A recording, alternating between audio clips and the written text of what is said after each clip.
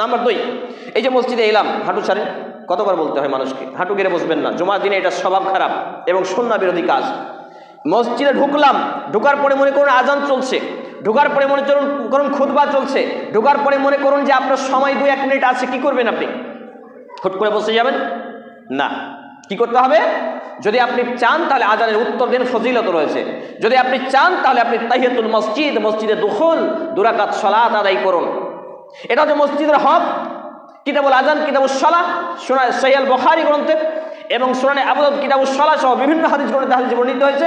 নবী মুহাম্মদুর রাসূলুল্লাহ সাল্লাল্লাহু আলাইহি সাল্লাম তাকিদ করেছেন, আমার শেখা রয়েছে, সূর্য ডুবুক সূর্য উঠুক, আজান হোক, নামাজ চলাকালীন সেটা ভিন্ন বিষয়, কিন্তু যে ব্যক্তি মসজিদে ঢুকবে সে ব্যক্তিকে মসজিদে দুখুল, তাহিয়াতুল মসজিদ আদায় করতে হবে, অন্যথায় সে বসতে পাবে না মসজিদে।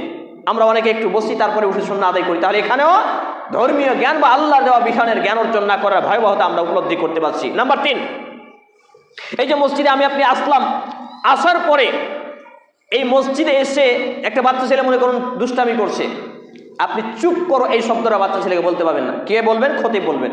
কে বলবেন? খতিব বলবেন। যে খুতবা দেবেন তিনি হবেন যোগনদারের মতো, রাখালের মতো। রাখাল যেমন ছাগলকে হেডহুড করে, এই খুতবার মেম্বার থেকে এই খতিব করবেন। কিন্তু আপনার পাশে একটা ছেলে, বাচ্চা ছেলে দুষ্টামি করছে, মারামারি করছে, ঝগড়া করছে, কথা বলছে, আপনি যদি বলেন এই চুপ করো, তাহলে আপনি জুমার দিনের এই নেকি থেকে বঞ্চিত হয়ে গেলেন, বলি নাউযুবিল্লাহি মিন যালিক।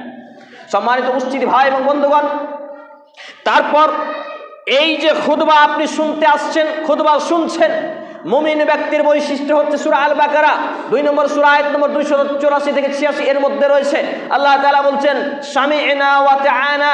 মুমিন ব্যক্তি, ইমানদার ব্যক্তি, সাহাবীদের বৈশিষ্ট্য ছিল তা যা হলো তারা বলতো সামি'না ওয়া তা'আনা, শুনলাম এবং মেনে নিলাম। তাহলে আমাদের গুণাগত মান কি হওয়া উচিত? মুসলিম হিসেবে জুমার খুতবায় যতগুলো রেফারেন্স ভিত্তিক, কোরআন এবং হাদিসের দলিল ভিত্তিক কথা শুনবো, ওয়াজ শুনবো, নসিহা শুনবো, সেগুলো সামি'না ওয়া তা'আনা, শোনার সঙ্গে সঙ্গে মেনে নেব।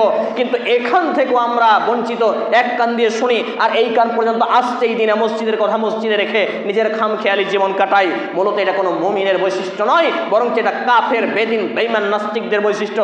আল্লাহ রাব্বুল আলামিন তুলে ধরেছেন সূরা আন-নিসার মধ্যে সামি'না ওয়া সাইনা।